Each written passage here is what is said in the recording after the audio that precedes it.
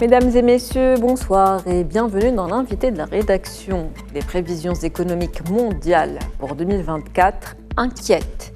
Les perspectives sont sombres, selon le rapport Global Risk 2024 du Forum économique mondial, un rapport qui prévoit une détérioration du coût de la vie et du pouvoir d'achat. L'incertitude de la demande et les pressions sur l'offre restent deux des principaux thèmes économiques de cette année qui pourraient entraîner toujours, selon ce rapport, une reprise de l'inflation et retarder l'assouplissement de la politique monétaire. Le ralentissement de la croissance économique et le coût plus élevé de la dette sont considérés comme susceptibles d'affecter les pays en développement ainsi que les entreprises. Ce rapport fait également mention des inquiétudes face au réchauffement climatique et son impact sur la production alimentaire et la logistique. En ce qui concerne les prix des produits alimentaires, justement, ils auraient baissé de 13,7% en 2023, d'après le dernier rapport de l'Organisation des Nations Unies pour l'alimentation et l'agriculture. Quelles perspectives pour 2024 ? Comment le Maroc se place dans ce contexte tendu et incertain ? C'est le sujet de ce soir. Et avec nous pour en parler, M.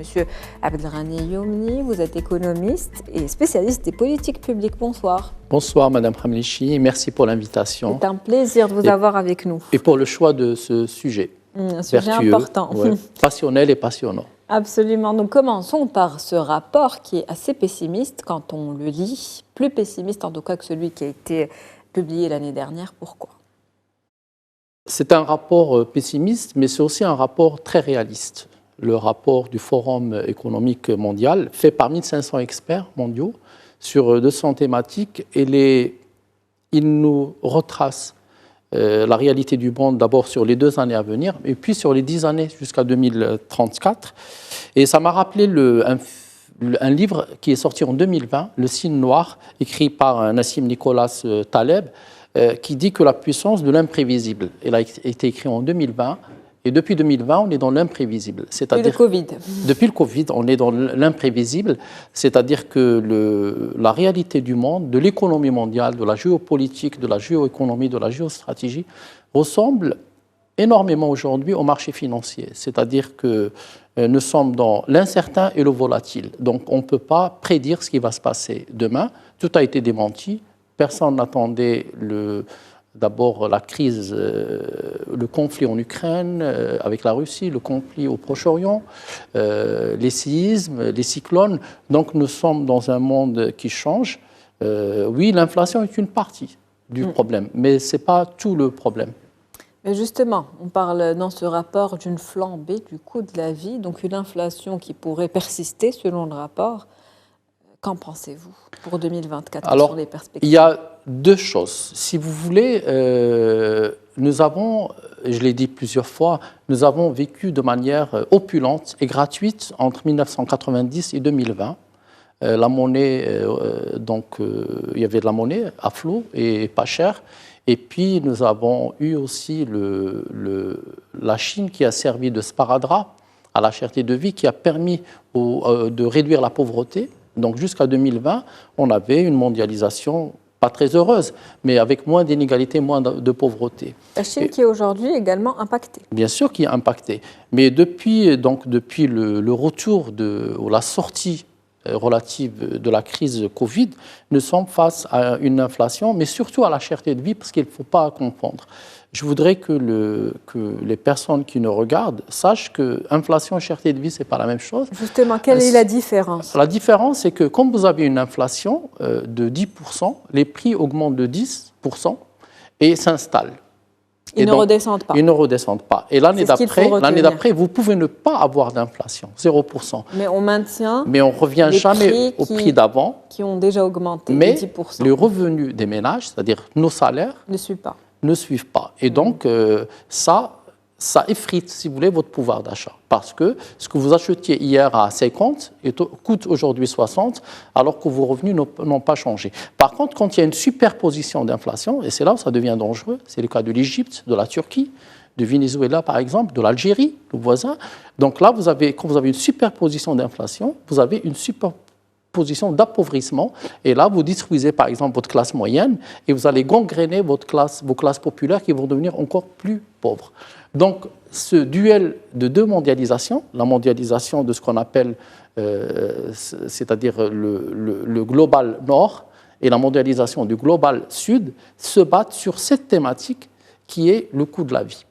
Il y a le nord qui veut décarboner les productions et donc forcément il y a de l'inflation qui va avec, mais aussi de la discrimination des marchés émergents.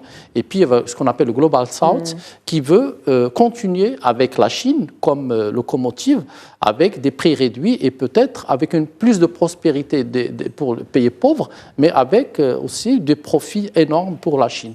Donc ce sont deux schémas de la mondialisation qui sont opposés. Deux schémas qui s'opposent. Deux mondialisations qui s'opposent. Aujourd'hui, absolument. Et donc, cette inflation, est-ce que la juguler est aujourd'hui impossible au vu des, justement, crises et conflits actuels dans le monde? On a dit qu'on a aujourd'hui un monde divisé sur le plan idéologique et sur le plan géoéconomique.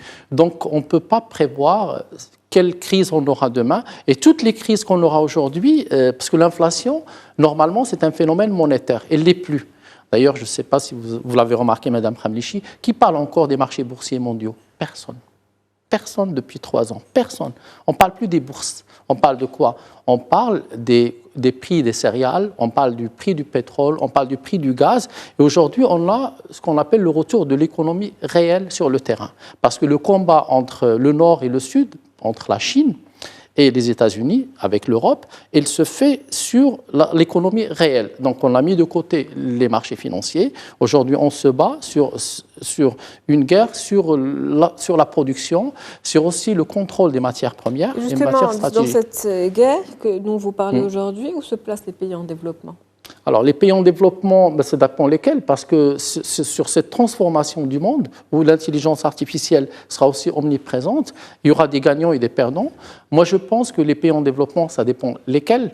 Les pays émergents ou les pays qui sont nouvellement industrialisés, eux, ils vont tirer profit.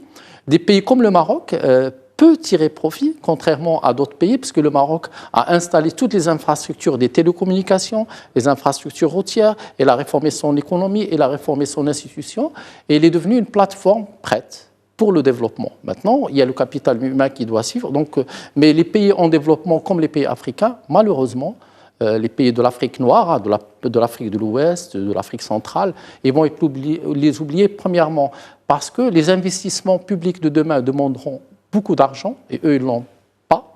Et les taux d'intérêt ont beaucoup augmenté, donc ils vont surtout avoir affaire avec l'endettement du passé et aussi avec leur propension à importer leurs besoins alimentaires. Donc je crois que la page du développement technologique de l'Afrique est aujourd'hui mise entre parenthèses. Justement, puisque vous parlez de taux d'intérêt aujourd'hui et de dette, quel rôle jouent les banques centrales dans la conjoncture internationale? C'est une excellente question, Madame Khamlichi, mais ça dépend lesquelles. Alors, si on parle des banques centrales, par exemple, dans la plupart des pays africains, elles sont neutralisées parce qu'il n'y a pas de souveraineté monétaire. Les banques centrales des pays de l'Europe, de l'Union européenne, des États-Unis ou d'Israël, par exemple, Israël, dès le 7 octobre, elle a injecté 8 milliards de dollars pour sauver le shekel. Et après, elle a injecté encore de l'argent pour permettre la consommation et sauver la politique budgétaire. Donc, quand les taux d'intérêt, ce que vous faites quand vous avez peur pour votre économie, vous les baissez pour relancer l'investissement, mais il faut avoir une économie qui suit et des entreprises. Et quand il y a l'inflation, on augmente les taux d'intérêt. Quand on a l'inflation, on l'augmente, mais aujourd'hui, toutes les banques centrales sont en train de réfléchir sur ce qu'on a dit tout à l'heure. Parce qu'on a des doutes sur l'avenir, donc aucune banque centrale ne prend le risque de baisser. Alors qu'on doit baisser les taux d'intérêt. On fait le wait and see. C'est pour ça qu'au Maroc, par exemple, on a gardé à 3%, parce qu'on ne sait pas. Parce que si l'inflation retourne... Le Maroc, à l'instar des autres banques centrales, d'ailleurs, au niveau international. Parce qu'on n'est pas seul au monde. On dépend de l'euro, du dollar. Donc oui, le taux directeur, on l'a laissé à 3%, c'est une très bonne décision. Mais aussi, aux États-Unis et à l'Union européenne, il y a des projets pour baisser le taux d'intérêt, mais on attend un peu ce qui va se passer. Voilà. En fonction de l'évolution Mais de en la tout cas, vous situation. avez raison. L'autodirecteur est l'outil des banques centrales pour accommoder l'économie et pour permettre de créer de la croissance économique. Et justement, comment la hausse des taux d'intérêt dans ce contexte de ralentissement économique impacte-t-elle donc les secteurs et privés et publics? Si vous augmentez les taux d'intérêt, vous rendez la monnaie plus chère et donc vous allez freiner les investissements immobiliers, vous allez freiner les investissements en immobilisables pour les entreprises, vous allez freiner les investissements même publics de l'État et vous allez rendre aussi la dette plus chère. Donc ça, c'est le revers de la médaille. C'est le revers de la médaille. Donc, pour juguler l'inflation, on augmente les taux directeurs, mais il faut rapidement, au bout de 3 mois ou de 6 mois, voir si les choses s'améliorent, de baisser pour permettre à l'économie de redémarrer. C'est le cycle de Juglar classique de l'économie, où on fait toujours ce qu'on appelle le stop and go. On va ralentir pour accélérer. C'est comme quand on roule sur une route où il y a des virages, à chaque fois, on va être obligé de s'aligner sur les difficultés que nous avons et qui ne dépendent pas que de nous. Et selon donc toujours ce rapport, les petites et moyennes entreprises et les pays très endettés seront particulièrement exposés, c'est ce que vous disiez à l'instant, au ralentissement de la croissance. Qu'en pensez-vous? Comment remédier à cela? Alors il y a un autre danger, parce que dans le rapport, et vous l'avez lu comme moi, vous avez dû voir qu'on a une contradiction. On a des pays qui vont être face à des pénuries de main-d'œuvre, et on va avoir des pays qui sont face à du chômage. Et on ne comprend pas. On dit pourquoi. En fait, les pays qui vont être en pénurie de main-d'œuvre, ce sont les pays qui vont vieillir et qui ont une dynamique démographique très faible.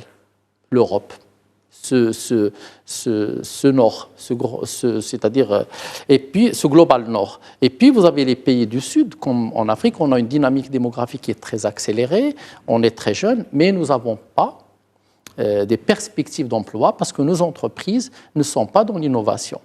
Donc, c'est en train de changer aujourd'hui. Mais c'est au ralenti. Voilà, c'est au ralenti parce qu'aujourd'hui, je vous dis, nous avons un ennemi qui arrive qui n'était pas prévu, c'est l'intelligence artificielle qui va métamorphoser le marché du travail mondial.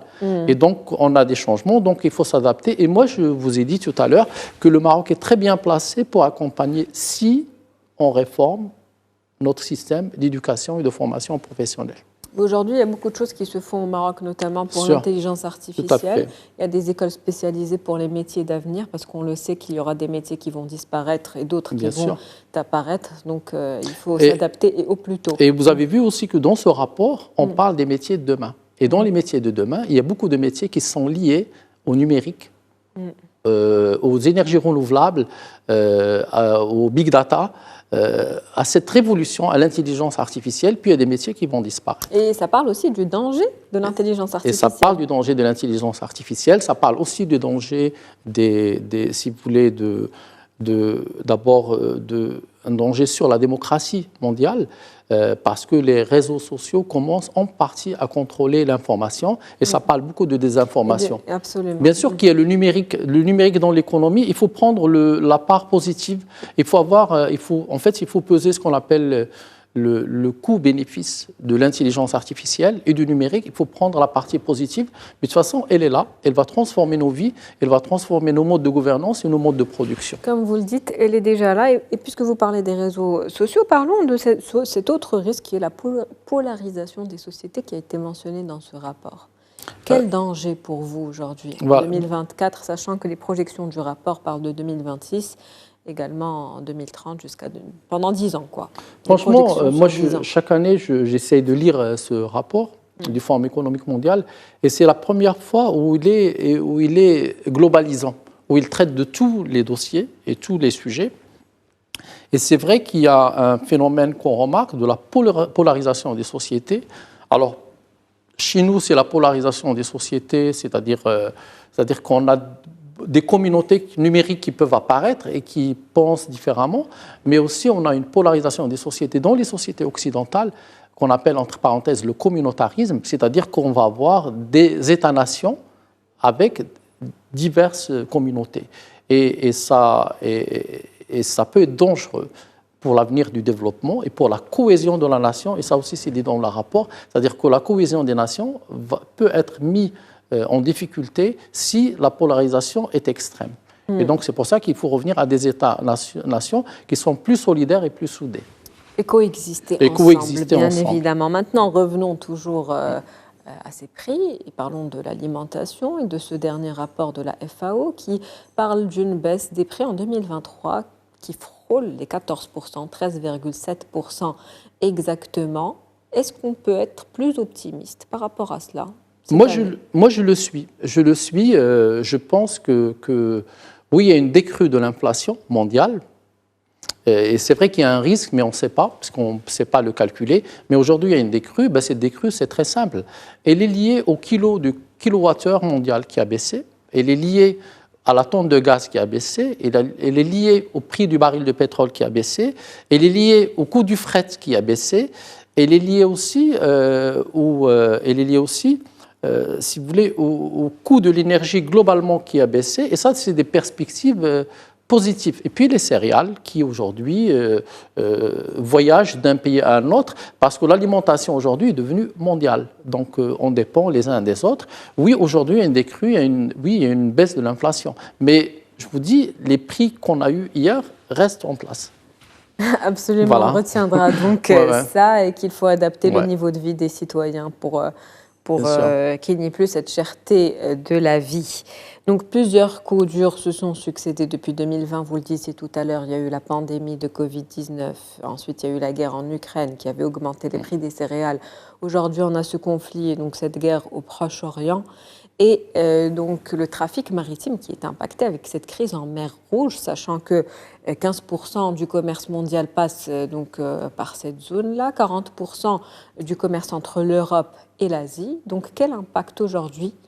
Est-ce qu'on peut s'attendre à une nouvelle inflation ? Un retour de l'augmentation du coût de fret qui peut donner une inflation. Il a déjà été multiplié par 2 et plus. Ouais. Et donc, on peut s'attendre à pire si la crise se poursuit dans les semaines et mois à venir. C'est possible, mais je ne pense pas que ça donnera... Je pense que l'effet sur l'inflation mondiale sera limité. On parle d'une éventuelle inflation à 5%. Oui, bien sûr, éventuelle. Moi, je suppose que le commerce international ne va pas se laisser faire, parce que c'est une question de survie pour les entreprises et pour le fret, mais aussi pour pouvoir alimenter des pays avec des matières premières ou avec des céréales ou avec du riz. Je pense que si on cible ça, c'est qu'on va cibler aussi les consommateurs du monde. Je crois que cette parabole va être dépassée et je ne crois pas une inflation qui va venir de ça. Par contre, ce qui aurait pu arriver, c'est un redécollage du prix du baril de pétrole et ça, par contre, ça donne de la vraie inflation. Et ce n'est pas le cas aujourd'hui, rassurez-nous. Non, ce n'est pas le cas aujourd'hui. Ouais. Très bien. Et donc, comment se place aujourd'hui le Maroc ? Très Par bonne rapport question. à cette conjoncture internationale dont on parle depuis tout à l'heure, comment on se place ? C'est une très bonne question. Et là, par contre, j'aimerais quand même, parce que le rapport, il a ciblé les 5 risques majeurs pour chaque pays. Alors, pour le Maroc, un ralentissement de l'économie, oui, possible. Et on l'a déjà, ce ralentissement d'économie. On voulait avoir des croissances économiques à 6%, à 4,5%, à 5%. On ne les a pas. Ils ne dérogent pas donc à la règle. On ne déroge pas à la règle parce qu'on suit la tendance internationale. On suit la tendance internationale. On est victime et aussi on est à la fois juge et partie dans cette géoéconomie mondiale. Oui, risque ralentissement de l'économie, l'effet sécheresse. C'est très simple. Notre croissance économique, elle est à 45%, lui, et Union européenne. C'est très simple. Donc, s'il y a une crise dans l'Union européenne, on perd un point de croissance. Si on n'a pas la pluie, la sécheresse, on perd un point et demi. Donc, ça fait déjà 2,5. Donc, on peut rester. Si on doit faire 5, on fera 2,5. Donc, il y a une dépendance. Heureusement que nous avons un secteur industriel qui a été fortifié. Nous avons aussi une entreprise qui est l'OCP. Nous avons aussi des exportations d'automobiles qui frôlent les 1 million. Donc, oui, la mise à niveau de l'industrie marocaine et de l'économie marocaine donne du positif. Elle ne crée pas suffisamment d'emplois, mais elle donne du positif. Il faut qu'elle crée plus de croissance. Alors, le deuxième point, c'est l'inflation. Il vient en deux. pour ce rapport.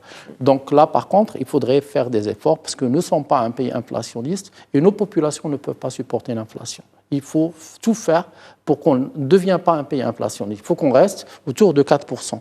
Si on les dépasse, ça devient dangereux. Après, il y a la pénurie d'eau, mais ça on le sait. Le gouvernement, je crois, et l'État marocain, au plus haut niveau, fait tout ce qu'il fait depuis. On est maintenant sur plusieurs innovations. Le dessalement d'eau de mer. Justement, qu'est-ce qui se fait aujourd'hui? Énorme. Voilà, vraiment énorme. Les chantiers sont multiples, les investissements colossaux. Plusieurs milliards de dirhams, des innovations qui sont majeures pour un pays comme le Maroc. Il y a une anticipation et je trouve ça très positif. Il y a un projet pour de dessalement d'1 milliard de mètres cubes. C'est énorme. On est à 19 stations de dessalement aujourd'hui. Ce qui se fait partout. Le traitement des eaux usées aussi. On veut aussi arriver à 100 millions de mètres cubes. La ville de Rabat, par exemple, les jardins publics de Rabat, Tanger. Donc les gens ne voient pas, ils ne comprennent pas. Mais en fait, cette verdure que nous avons dans ces villes comme Tanger et Rabat, c'est une verdure qui vient de traitement des eaux usées. Oui, il y a des choses énormes. Le problème, c'est que l'agriculture consomme 85%. Le problème aussi, c'est que nous avons, pour le dessalement d'eau de mer, on est encore à 20 dirhams le mètre cube. Il faut qu'on descende, qu'on arrive à 10 dirhams pour que ce soit rentable, sachant que les agriculteurs, ils achètent cette eau pour l'irrigation à 1 dirham le mètre cube. Donc, il y a une perte pour l'État ou une subvention. Oui, mais franchement, sur l'eau, il y a beaucoup de choses. Oui, il y a la sécheresse. Oui, nous sommes un pays qui est en stress hydrique. Oui, ce n'est pas normal qu'on ait 26 à 28 degrés au mois de janvier. Oui, donc là, on est vraiment... Mais moi, ce que je comprends pas... Ça, c'est justement les phénomènes extrêmes dont parle aujourd'hui le Oui, mais il faut que les rapport. Politiques marocains, les partis politiques s'intéressent à cette question d'écologie parce que je la vois rarement dans les programmes. Et pourtant, il y a beaucoup de choses qui sont faites. Non, mais il faut qu'ils s'intéressent, il faut que ce soit dans les programmes, mais il faut aussi que le citoyen marocain et l'élève marocain et l'étudiant marocain s'intéressent à cette question d'écologie parce qu'on est beaucoup plus touché que d'autres pays. Peut-être sensibiliser un petit peu plus. Après, il y a un autre point, c'est l'inégalité, le retour de la pauvreté, bien sûr. Quand vous avez de l'inflation, de la cherté de vie, vous avez le retour de la pauvreté. Et puis, il y a le chômage. Justement, est-ce qu'il y a des prévisions d'ici les 10 prochaines années pour le Maroc, en ce qui concerne justement l'inflation, la croissance économique? Quelle perspective pour les 10 prochaines années? On va finir sur... écoutez, sur franchement, les perspectives, c'est compliqué. Parce que c'est justement... Parce qu'il y a plusieurs chantiers qui ont été lancés et il y a des retombées qui sont attendues, justement. Mais moi, je vous rappelle... Des investissements je vous rappelle les discours de Sa Majesté le Roi depuis 5, 6, 7 ans. Il faut inverser la courbe de l'investissement public, investissement privé. Et il faudrait que l'ADN des entreprises marocaines devienne comme l'ADN des entreprises en Malaisie, en Turquie, en Corée du Sud, prendre le risque, innover, produire et puis commercialiser. Pas importer. Mais il y a des choses qui se font, il y a des choses. Il y a des équipementiers. Après, il faut régionaliser la valeur ajoutée. Il faut que dans toutes les régions du Maroc, dans toutes les villes du Maroc, on voit des pépinières d'industrie qui poussent et de manufactures. Et puis, moi, je suis un grand défenseur de la substitut importation. Pour qu'un pays se développe, il faudrait qu'il ouvre aux idées étrangères. En même temps, il faudrait qu'il commence à produire les choses dont il a besoin. C'est ce qu'on essaie de faire avec le Made in Morocco. Et c'est vrai que c'est vraiment, votre question est très pertinente, cette dernière. Le Maroc crée de la richesse, mais ne crée pas suffisamment d'emplois et pas suffisamment de croissance économique. Ça va venir avec le temps. Il faut que ça vienne. Et c'est ça l'inversion. Et puis, il y a un investissement énorme qui est fait sur le capital humain aussi, avec des formations qui sont faites pour avoir des personnes qualifiées mais il faut voir capables de s'adapter. Mais il faut voir le résultat en l'emploi. Il faut changements dont vous parliez tout à l'heure. Pour changer le pays, il faut que ces jeunes puissent accéder à l'emploi, accéder à des revenus, devenir propriétaires, être heureux dans leur pays. Et puis aussi, il faut qu'il y ait une répartition de richesses beaucoup plus égale. Très bien, on s'arrêtera donc sur ce dernier message. Merci à vous, Monsieur Abdelghani Youmni. Je rappelle que vous êtes économiste et également spécialiste de politique publique. C'était un plaisir de vous avoir. Le plaisir est réciproque et pour moi, et merci pour l'invitation, Madame Rabiche. Merci à vous. Donc, c'est la fin de l'invité de la rédaction pour ce soir. On se retrouve demain pour un nouvel épisode.